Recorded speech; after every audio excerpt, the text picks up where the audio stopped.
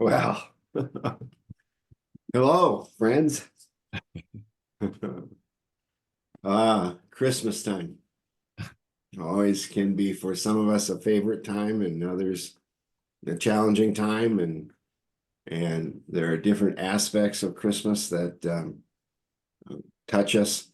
Um, I'm a big fan of Christmas music, and I don't know, I must have 50, 60 CDs of Christmas music of all different shapes, kinds, from bossa nova to heavy rock to um, lots of jazz, obviously, and 50s rock and roll style, and you name it.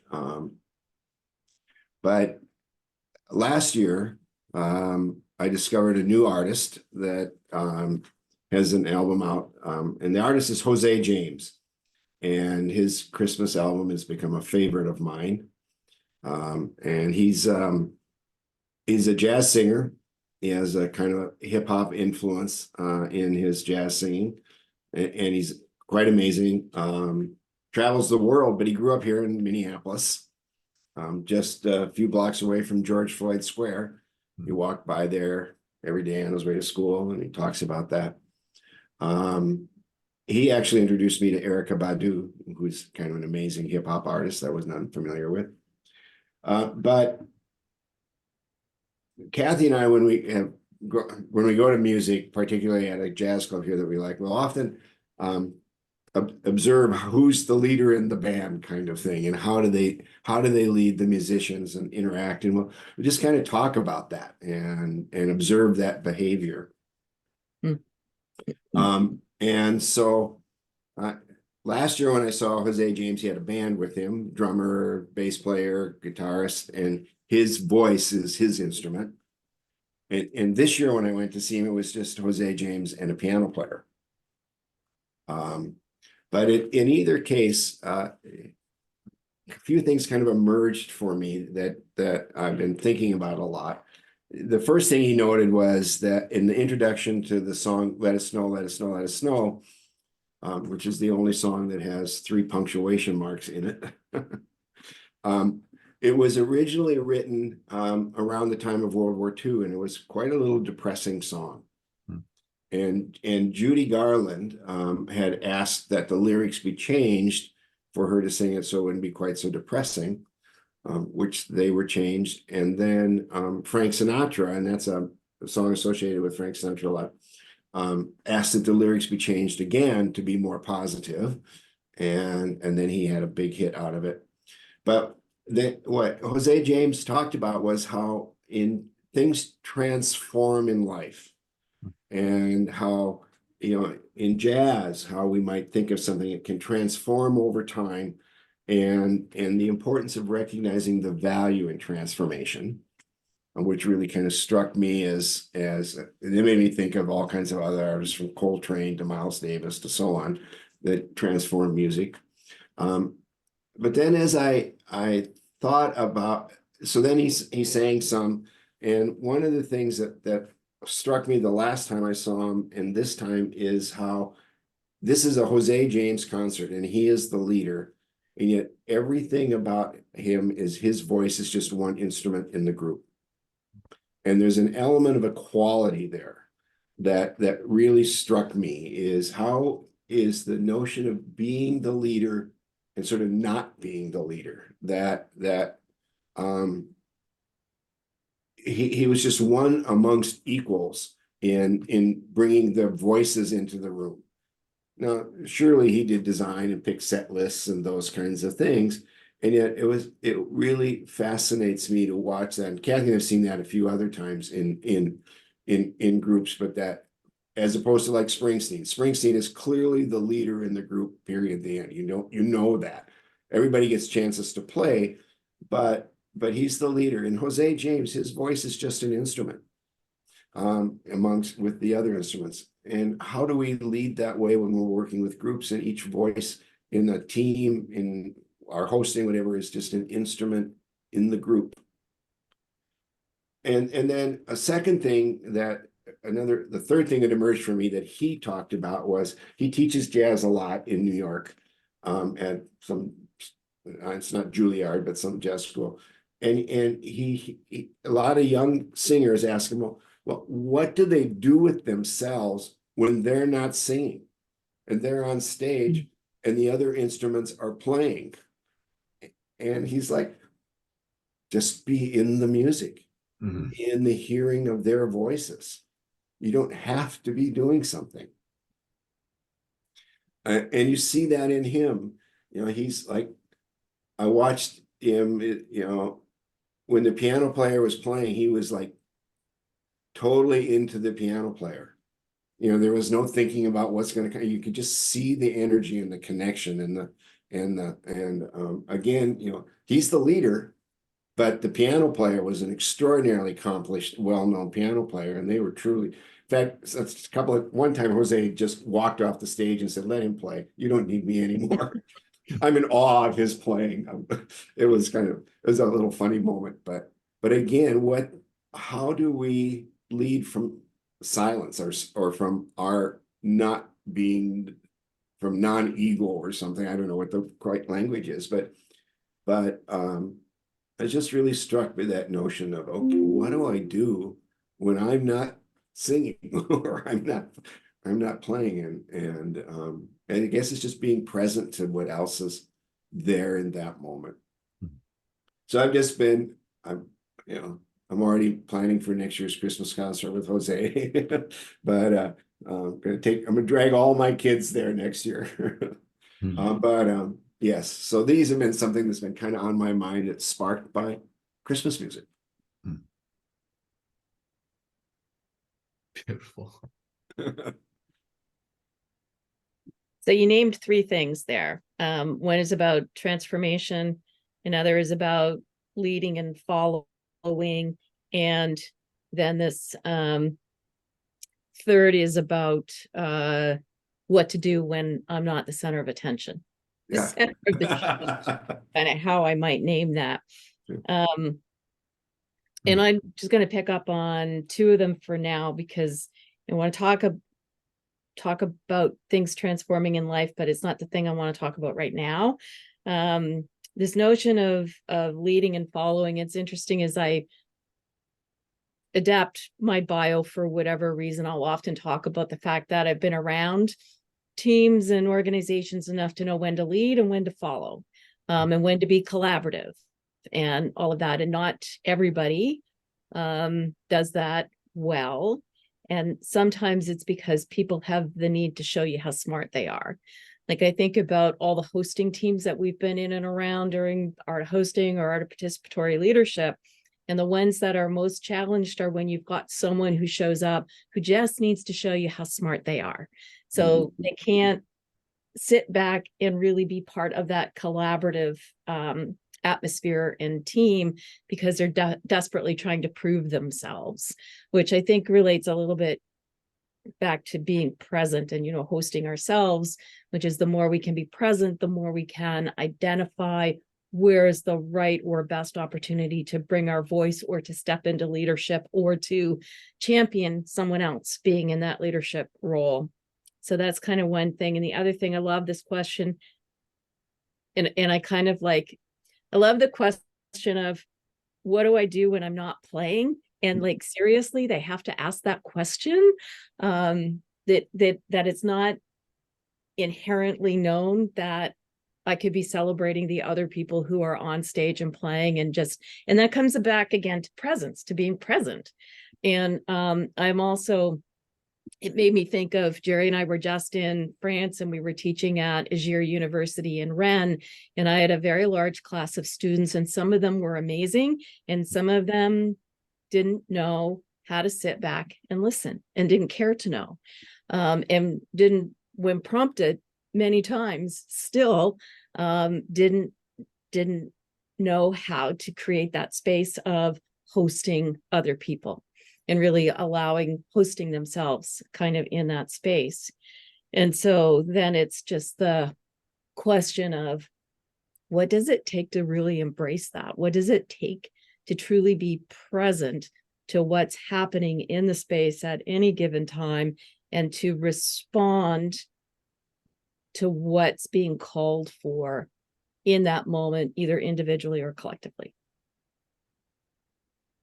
I'll stop there for now. Holy moly.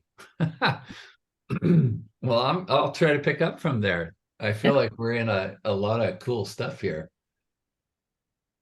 And I feel like we're in stuff that I've been trying to learn, I think, throughout my life. And as one who does facilitate a few groups and co-facilitates and, you know, some of that stuff. And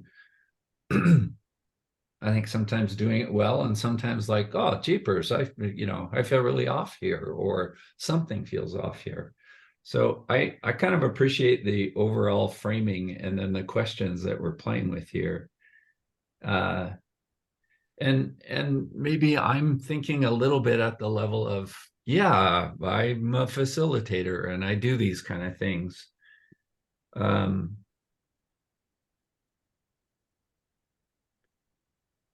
I'm really taken by the phrase "be in the music." And I'm a person who is not naturally there's a huge insecurity. So here they come. I'm not naturally musical. I'm not a natural dancer. Like I'm not, I'm going to reframe that. I'm not a skilled dancer. And yet my body wants to dance. And I'm not a skilled musician either, but my body something in my body appreciates music. Last week with my partner, we were on a trip that had us in Las Vegas, a work-related thing for her. And it meant that we got to go out and go to a show. And it was one of the Cirque du Soleil shows. I've never been to one of those before. This one features the music of Michael Jackson. Oh, wow. And so, you know, big enough sort of auditorium for these things. My gosh, the level of sound and light and movement and acrobats and it is just a lot that was really good in that. And one of the things that I loved so much about it is it gives an experience for me as a patron to the show, I guess, to be able to just like let myself lose myself in the music. It felt like so much fun. Like in that instance, I'm watching really skilled performers on a stage and really skilled set production and, you know, all of that kind of stuff. It was so fun to be a part of. But I noticed I felt myself kind of grooving in the seat, you know, awkward me grooving in the seat and wanting to move a little bit. So there's something about just even that comment of being in the music that that feels interesting and compelling to me. And when I link that into some facilitation work and maybe some more recent stuff where, excuse me, I've been working with Chris Corrigan and Caitlin Frost. We've kind of done some long-term university project together. And the three of us are working together. And that means that, you know, sometimes it's my turn to lead and sometimes it's Chris, sometimes it's Caitlin. And being in the music, I find that as a co-facilitator that way, it really helps me to just jump into the joy of what is my friend offering here. And, you know, I have some of those worries in me, like, are the people getting it, or is this landing in the right way? And I find maybe there's some level of that being useful, but overall, it doesn't feel useful to me. I get into a worry mode there. So when I'm not leading the music, if I'm worrying too much about it, oh my gosh, it's just not even useful.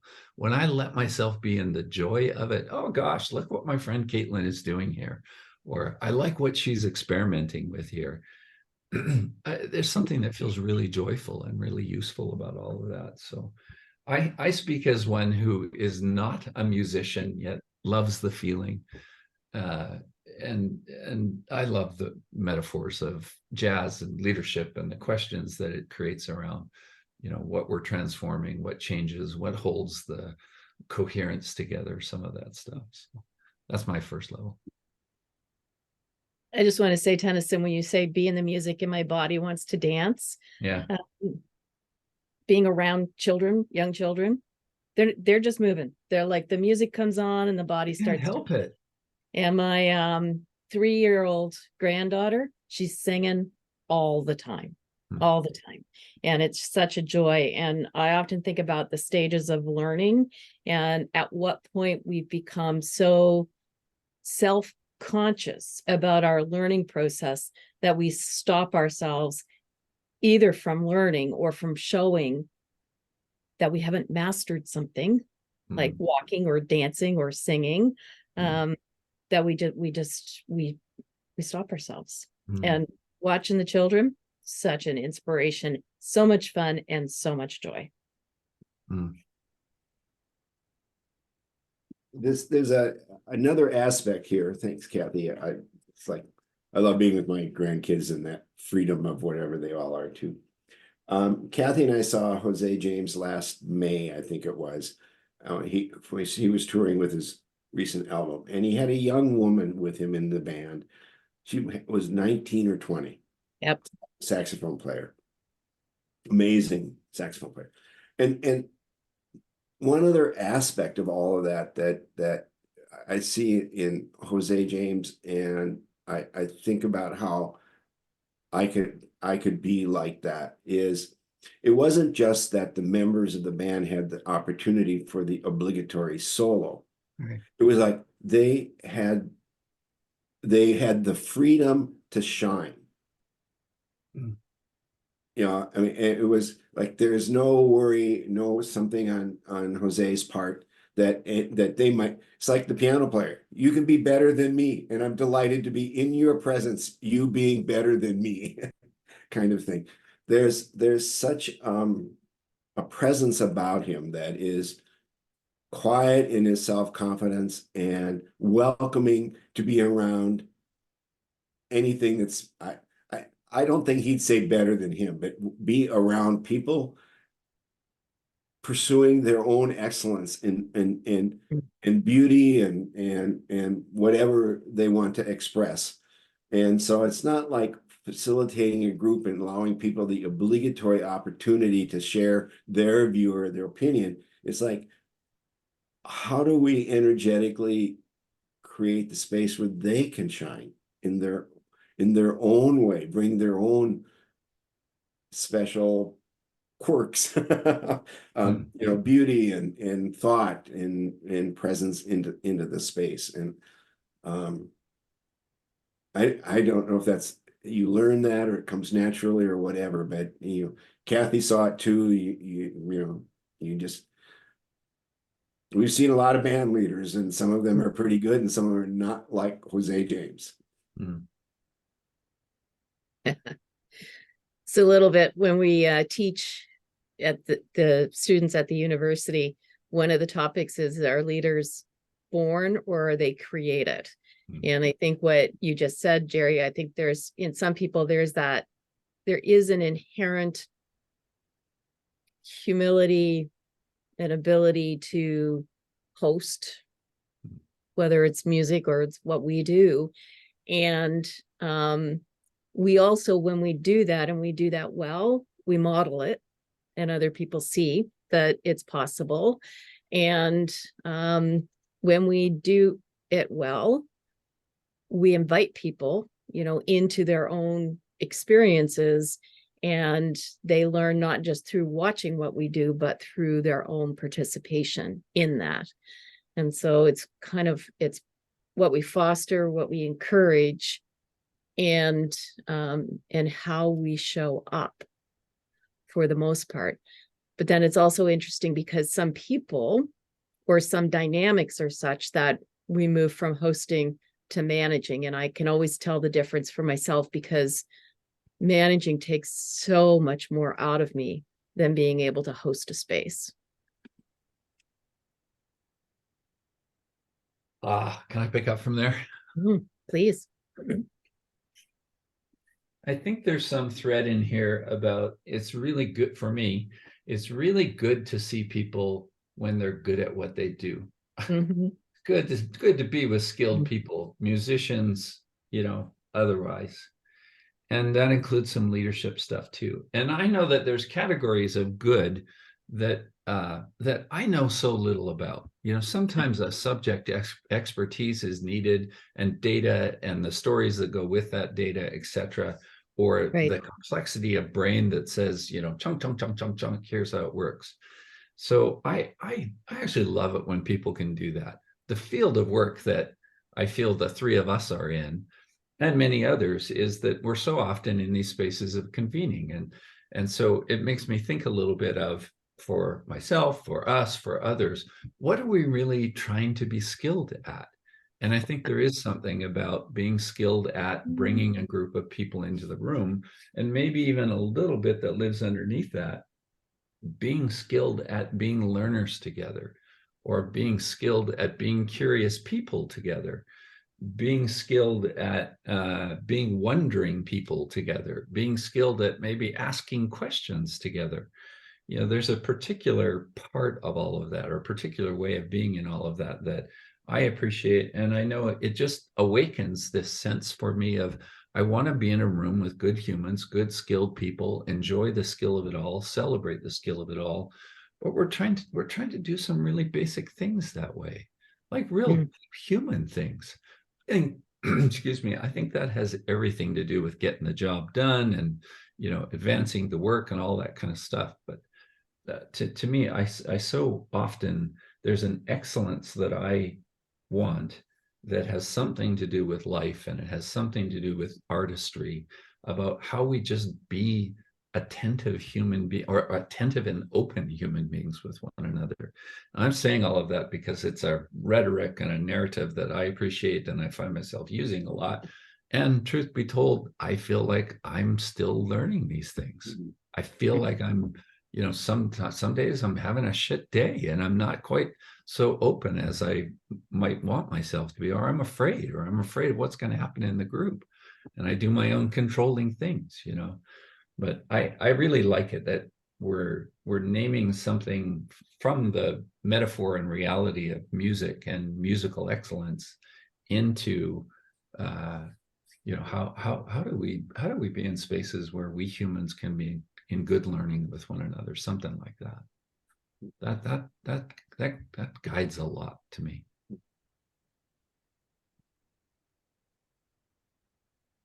I'm gonna sort of flip the perspective here for a moment in what we're talking about. And it's that sort of, what do we bring for expectations when we go somewhere and there's a presumed leader? And so it took me I'll use Jose again. So the first time when I saw him, I wanted him to sing more. I came to hear him sing. But he's just one instrument in the band. And it took me a while to realize that I had to let go of the expectation of a focus on him and enter into the joy of the whole of the voices, the instruments of the band itself. And so what expectations do people show up when they know Tennyson's hosting this or facilitating that, or Kathy and Jerry or Chris or whomever, and they come expecting something from us, and we're walking in the room with an expectation of their participation or whatever we might carry in, and how do we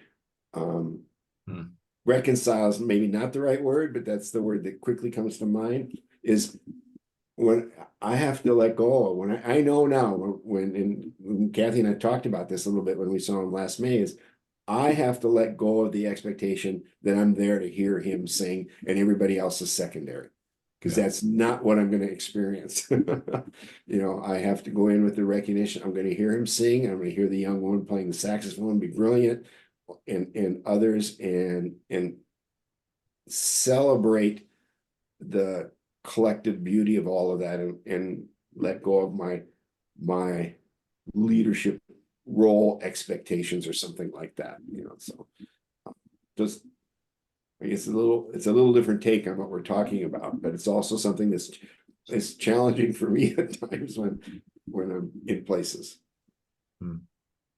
Here I'm reminded of years ago now, when we were at a gathering and Christina Baldwin was there, and a lot of people from, our worlds were gathered together. And we were doing something in circle, and we were going around the circle, and I'll just say a man in the circle interrupted the flow and suggested, why don't we just start popcorning it now, after we'd already established that we were going in a circle. And every single person in that room waited for Christina. Ah, interesting. Yeah. And any one of us in that room was capable of speaking up, or what's the word, calling it out. Not a single person did. And so and there was conversation later about what happened in that moment, and about the expectation that was put on Christina as being one of the well-known holders of circle and circle practice. And I think about that from time to time around where are the places that we could be stepping in where we're not, which is not to say we need to step in every case, but that will forever stand out in my mind as a time when there were a lot of skilled people in the room and nobody did anything.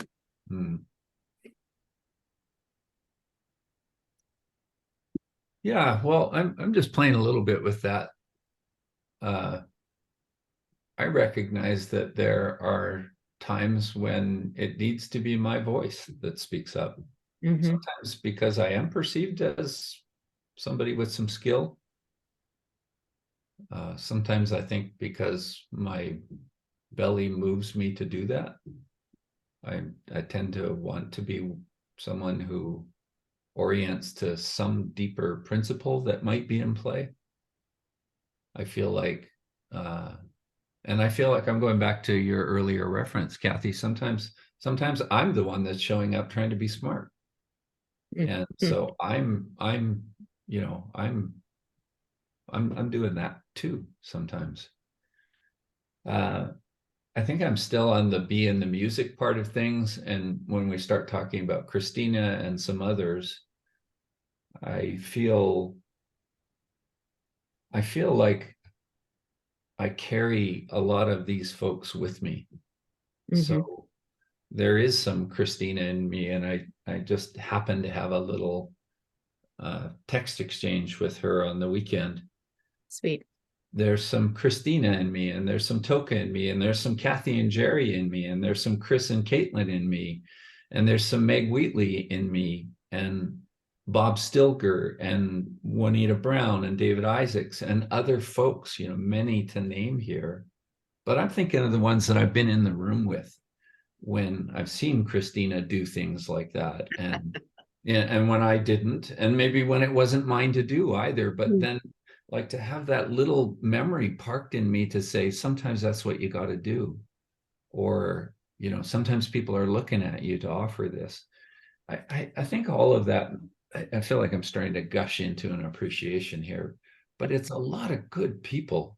Like we've lived some life with some really good colleagues and friends. And I know that what I think at my best, when I host a group or co-host a group or host an online thing or whatever it is, I'm kind of an amalgamation. I've got all of that in me in some way. All of that music is in me in some way. I will overuse the music metaphor in such an under-experienced way, but it just feels like it's in me. And maybe it's being able to learn to feel that music and to do whatever your contribution is, try to contribute with it. I think I relate to those things. And I don't want to lose the thread, because I think this is one of the things for me about how to be a grown-ass person is how to, damn it. It feels edgy to say it, but something about not deferring our own expertise. And, that can border so close to being an asshole if you really hold it that way. But I like, there's something about how do I'm going to reframe it. How do any of us find our clarity that is our clarity to offer, and then do it in the spirit of, we're a band playing here. I just relate to that as significant learning. I feel that too, Tennyson. And what was sparking for me was the melody, right? Like all of those people that you named and more. I was getting goosebumps actually while you were doing that. They've contributed to the melody, which plays in us. And part of our responsibility is recognizing when it is our turn to be riffing off of the music or adding our voice or our wisdom or our knowledge or our skill. We've been around long enough that we have all of those things as well, in the right moment, in the right time, in the right amount.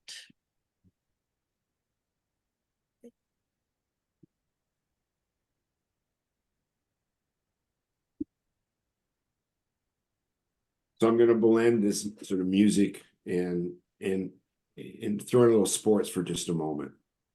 And so I like to golf. I'm not very good, but I golf sort of equal to my partners. And so if my partner's not very good, I'm not going to play very well either. And if I play with my son or my son-in-law, they're better than me. My game elevates a bit. Mm. I think in music, if you play with someone, that's really talented, it creates an energetic space to elevate your game.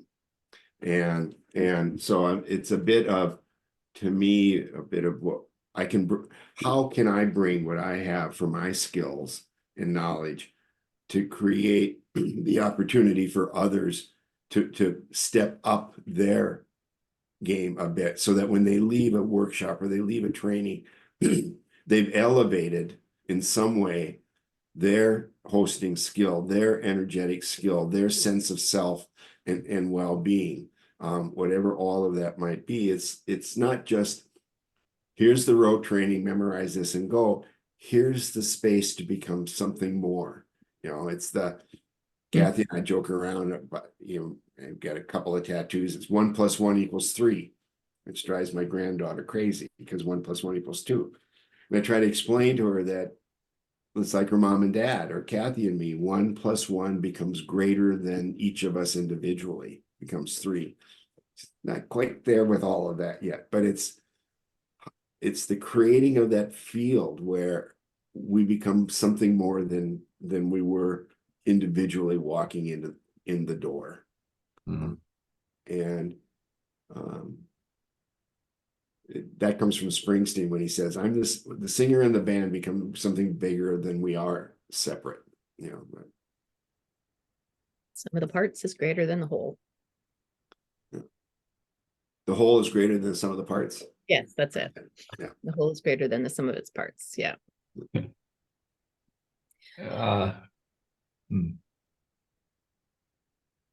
Well, I'm go go ahead. ahead. Go ahead. Some of the learning that stands out to me is stuff that's been going on for 20 years here. And I think it's in part because I've been hanging out a bit extra with Chris and Caitlin, and Chris is Mr. Cynefin guy, Mr. Complexity guy. He's a lot of things, but I'm calling him that for now. And, I feel like I get excited about the Cynefin model, the distinction between what's simple, complicated, complex, and chaotic, and a few other things that go with that. And I feel like I've been excited about all of that framing and its implications for a long time. And I feel like I also just reiterate what's the beginning level that I'm at here. Like, I feel like I've got something and then, oh, wait a minute. And I'm naming it here because there's something useful to me in these, in these distinctions. When something is simple, in other words, show me once and I know how to do it, that's a different conversation or a different kind of meeting, or maybe a different kind of leadership than when it's complex and we're just trying to find something that might help and that brings people along together. So I think I love to force things into a simple category, or maybe even force things into a complicated category. but the act that's needed there, or the music that's needed there, or the orientation to music that's needed there is different in those circumstances. So I'm appreciating the people who know how to do shit and know how to do it well, you know, and then know how to do complicated things well.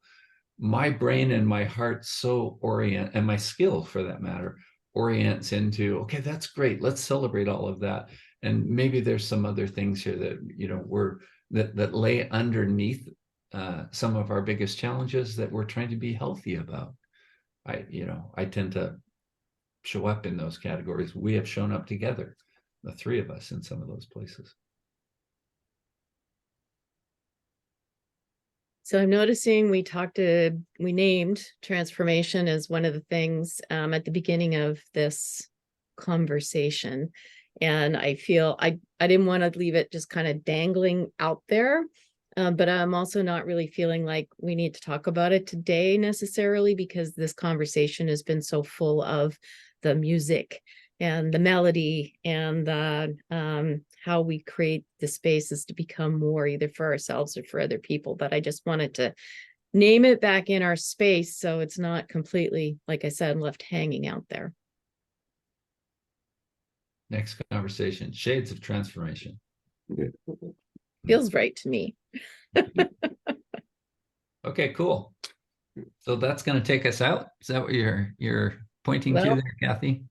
Is it time? Because is there any last thing any one of us wants to say about what we have been talking about here today?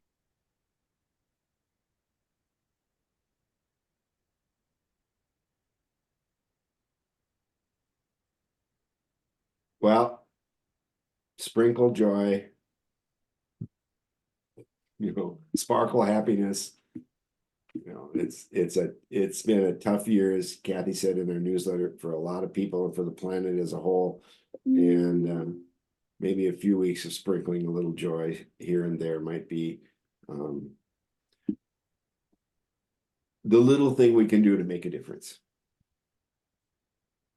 So, peace back. I'll say that the sprinkle joy, I'm going to just play with the sprinkle joy there, that is being able to connect the three of us. I've really enjoyed this year. We are coming to the end of the year, and some of those reflections are in me and perhaps in you too also. But there has been a sprinkle of joy or sparkle of joy, and just some really appreciated relearning together and reacquainting together and jazzifying and melodying and all of it. So I'll put that back into the middle. And this conversation is part of that also. Thanks, friends. Cool. And I'll just add, maybe as a closing note here, I really loved where this conversation went today. And thank you, Jerry, for orienting us in this direction of the music, because for me, it was a very rich conversation. Okay, till 2024. See you soon. Peace out. Peace out.